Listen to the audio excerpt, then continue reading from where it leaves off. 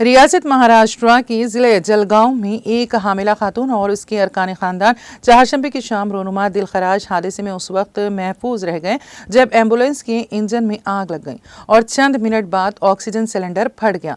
इस हादसे का वीडियो सोशल मीडिया पर वायरल हो गया, जिसमें देखा जा सकता है कि एम्बुलेंस में आग लगी और फिर जोरदार धमाका हुआ और शोले कई फुट बुलंदी तक उठ रहे थे। धमाका इतना शदीद था कि करीब के कुछ घरों की खिड़कियां भी टूट गईं। फौरी मिली जानकारी के मुताबिक हामिला खातून के और उसकी अरकान खानदान को लेकर सड़क से गुजरने वाले एम्बुलेंस ड्राइवर ने इंजन से धुआं निकलते देखा और फौरन एम्बुलेंस रोक दी।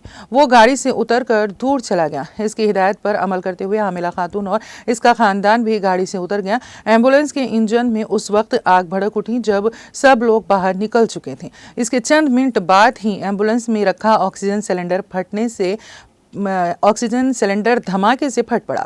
बरवक्त चौकसी के नतीजे में बड़ा हादसा टल गया और कोई जानी नुकसान नहीं हुआ।